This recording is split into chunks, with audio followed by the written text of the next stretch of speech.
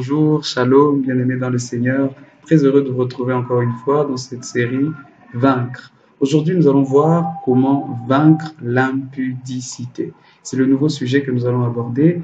Nous allons commencer par parler de quelques principes sur l'impudicité. Et ensuite, dans une prochaine vidéo, nous parlerons maintenant des stratégies à mettre en œuvre afin de vaincre l'impudicité dans nos vies de chaque jour. Mais d'abord, nous devons définir l'impudicité. Qu'est-ce qu'est l'impudicité? Pour aller simple, c'est un péché lié au sexe. C'est le péché sexuel. C'est l'ensemble de pratiques qui font en sorte que par nos désirs sexuels, nous puissions déshonorer le Seigneur et notre propre corps. L'impudicité peut avoir plusieurs formes. L'impudicité peut revêtir la forme d'adultère, c'est-à-dire on n'est pas marié et on a des relations sexuelles avec quelqu'un en dehors du cadre du mariage. Ça peut avoir la forme d'homosexualité, avoir des relations sexuelles avec quelqu'un de même sexe que soi. Ça peut prendre aussi d'autres formes, la fornication, simplement le péché sexuel, se livrer à des attouchements sexuels et même d'autres formes encore plus abominables, par exemple la sodomie, par exemple le cunnilingus, l'anulingus, toutes ces choses que la pornographie peuvent véhiculer aujourd'hui comme valeurs négatives qui poussent plusieurs jeunes gens à se livrer à des pratiques que le Seigneur n'approuve pas, des pratiques abominables devant le Seigneur. Et c'est pourquoi cette vidéo vient afin de permettre à un enfant de Dieu, de permettre à un serviteur de Dieu de pouvoir vivre en dehors et loin de ces pratiques inacceptables et ces pratiques qui sont dénoncées par la Bible. Nous allons commencer par voir l'origine. Quelle est l'origine de l'impudicité? Je suis dans Genèse chapitre 6. Nous allons lire à partir du verset 1er. La Bible déclare: lorsque les hommes eurent commencé à se multiplier sur la face de la terre et que les filles leur furent nées, les fils de Dieu virent que les filles des hommes étaient belles et ils en prirent pour femmes parmi toutes celles qu'ils choisirent. Alors l'Éternel dit: mon esprit ne restera pas à toujours dans l'homme, car l'homme n'est que chair et ses jours seront de 120 ans.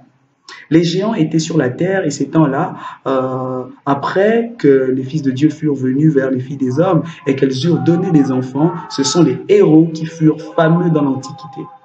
L'Éternel vit que la méchanceté des hommes était grande sur la terre et que toutes les pensées de leur cœur se portaient chaque jour uniquement vers le mal. L'Éternel se repentit. L'Éternel se repentit d'avoir fait l'homme sur la terre et il fut affligé en son cœur. Et l'Éternel dit: j'exterminerai de la face de la terre l'homme que j'ai créé, depuis l'homme jusqu'au bétail, aux reptiles et aux oiseaux du ciel, car je me repens de les avoir faits. Vous imaginez, Dieu s'est repenti d'avoir fait l'homme. Pour quelle raison? Parce que l'homme est tombé dans un péché. C'est justement là que l'impudicité commence, lorsque les fils de Dieu voient que les filles des hommes deviennent belles, et c'est en ce moment-là qu'ils commencent à s'unir de manière désordonnée. Tel prend la femme de l'autre, tel prend sa propre sœur, tel, c'est-à-dire des pratiques qui ne peuvent pas être approuvées par Dieu.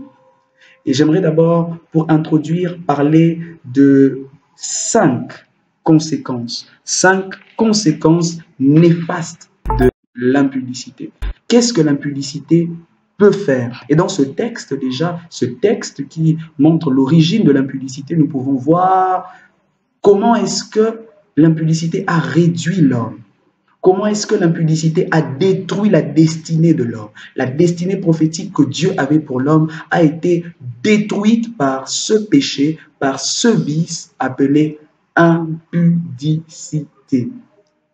La première des choses que l'on remarque, c'est que Dieu dit que mon esprit ne restera pas à toujours dans l'homme. Lorsque l'homme a commencé à pratiquer l'impudicité, vous savez qu'il y avait d'autres péchés avant celui-là. Vous savez par exemple que Caïn avait tué son frère Abel, il y avait le meurtre qui existait déjà, mais Dieu n'avait pas décidé de retirer son esprit. C'est au moment où l'homme tombe dans l'impudicité que Dieu décide de retirer son esprit de l'homme. Il dit: mon esprit ne restera pas toujours en l'homme et la durée de sa vie ne sera que de 120 ans désormais. C'est en ce moment-là que Dieu retire son esprit. La première des choses, c'est que l'impudicité limite l'action de l'esprit au-dedans de nous. L'impudicité va retirer votre onction. L'impudicité va vous éloigner de Dieu et limitera l'action de Dieu dans votre vie. Lorsque, par exemple, vous êtes pasteur, vous êtes serviteur de Dieu et vous vous livrez à l'impudicité avec les sœurs de l'Église, lorsque vous êtes papa et vous commettez l'inceste avec vos filles, sachez que l'action de Dieu, même si vous êtes serviteur de Dieu, même si vous aviez l'Esprit de Dieu sur vous, vous avez reçu l'onction de Dieu sur vous, cette action sera limitée. L'onction est réduite. L'impudicité réduit votre onction, réduit votre efficacité, réduit votre capacité d'écouter Dieu. Le Saint-Esprit s'éteint et s'étouffe. Le Saint-Esprit est attristé par l'impudicité. Vous pouvez être un homme, une femme sauvée par Dieu dans une assemblée locale. Lorsque vous pratiquez l'impudicité, vous remarquerez que votre communion avec le Saint-Esprit, votre onction, votre capacité de travailler avec Dieu va baisser. La deuxième des choses, la Bible dit que la durée de la vie de l'homme a été réduite à 120 ans. Vous remarquerez avec le temps, les patriarches vivaient très très longtemps. Par exemple, Adam a vécu plus de 900 ans.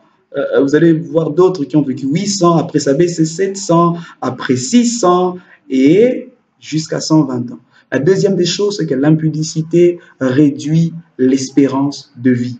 L'impudicité réduit la durée de vie. Il est prouvé scientifiquement que lorsque quelqu'un vit une vie sexuelle désordonnée, non réglée, il réduit la durée de sa vie. Non seulement à cause de certaines maladies sexuellement transmissibles, des maladies vénériennes qui justement peuvent écourter sa vie, mais aussi à cause du mauvais style de vie qu'il mène. Et cela peut aboutir au fait que voilà, quelqu'un meurt à 20 ans, à 30 ans d'une maladie vénérienne, meurt à 50 ans, à 60 ans, il devient extrêmement vieux. Remarquez l'histoire de David, il avait que 70 ans et la Bible dit qu'il ne pouvait même pas bouger de son lit. Il était là, on lui a même donné une vierge, Abishag, et il n'a pu rien faire. Pourquoi? Parce qu'il avait mené une vie tellement désordonnée, une vie sexuelle tellement désordonnée que finalement, à 70 ans, il ressemblait à un vieillard de 100 ans. Donc, une mauvaise sexualité, une vie d'impudicité détruit votre corps. Si ça détruit votre esprit, en limitant l'action de l'esprit, ça détruit également votre corps lorsque vous vous y livrez. Vous allez remarquer aujourd'hui plusieurs personnes qui pratiquent qui font des pratiques sexuelles interdites, par exemple comme la sodomie, souffrent de certains cancers. Le cancer de l'anus, le cancer même des organes génitaux, c'est possible. C'est-à-dire, lorsque vous ne menez pas une vie réglée, une vie sexuelle réglée, il y a des choses qui vous rattrapent toujours et ça réduit la durée de la vie. La troisième des choses, bien-aimés dans le Seigneur, c'est que la Bible dit que quand les fils des hommes, les fils de Dieu et les filles des hommes ont commencé à se livrer à ces pratiques, il y a eu des géants. Des géants sont apparus. C'était des hybrides, c'était leurs enfants. Et ces géants-là, c'était les grands héros de l'époque. Et aujourd'hui, la science essaie de faire un rapprochement entre ce texte et ce qui s'est passé dans la préhistoire. Nous voyons des êtres géants préhistoriques, par exemple les dinosaures et tous ces êtres que vous connaissez, et qui ont été en réalité le fruit de l'impudicité. La troisième des choses, c'est que l'impudicité produit des destructeurs.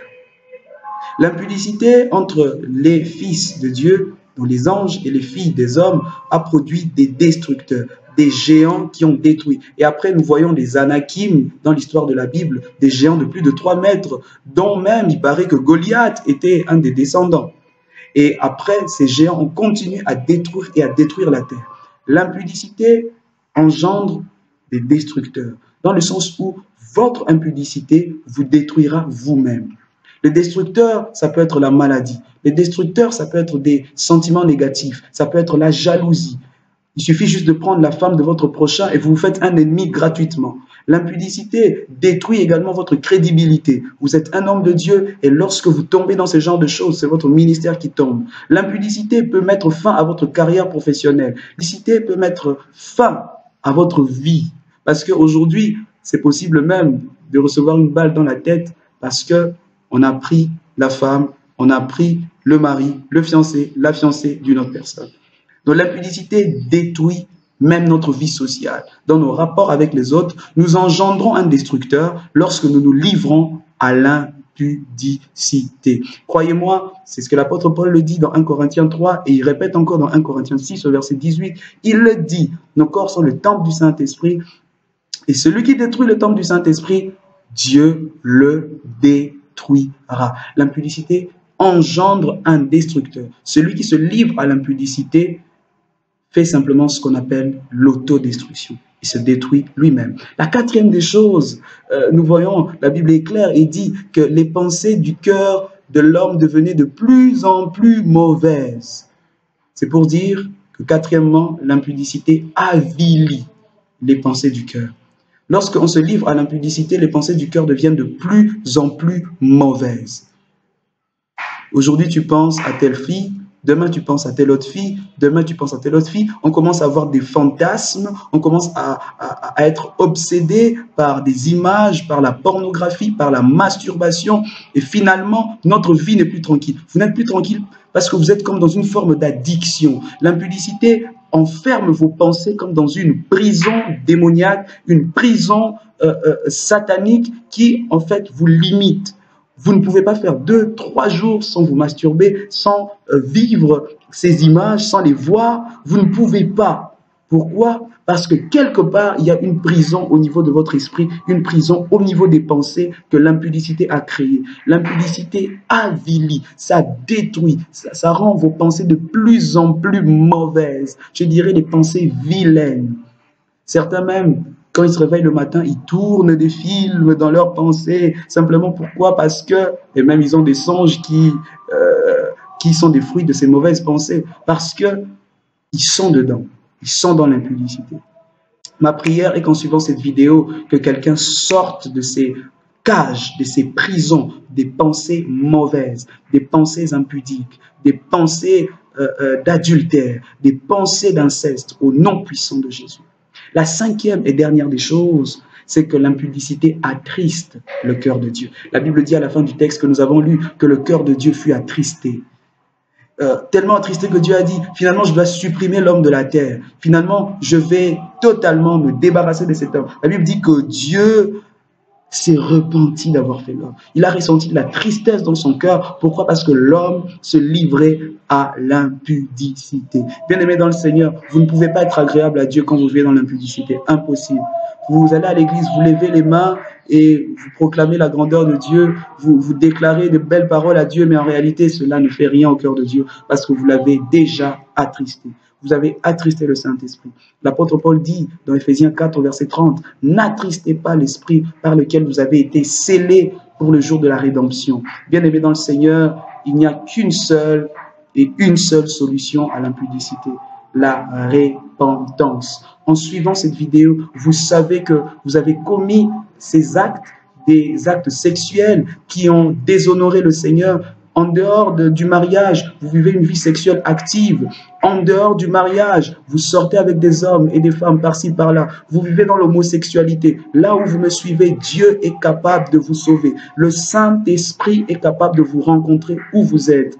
Avant de passer à la vidéo suivante, répentez-vous. Proverbe 28, verset 13, la Bible dit que celui qui cache ses transgressions ne prospère point, mais celui qui les avoue et celui qui les délaisse obtient miséricorde. Ma prière est que le Seigneur vous trouve, que vous ayez miséricorde à ses yeux, que le Seigneur vous délivre et que le Seigneur vous transforme totalement. Si vous êtes encore debout, que le Seigneur vous garde et vous préserve de toute chute. Au nom puissant de Jésus, que Dieu vous bénisse abondamment. Ne manquez pas de vous abonner, ne manquez pas également la prochaine vidéo qui parlera des stratégies pour vaincre l'impudicité. Que Dieu vous bénisse.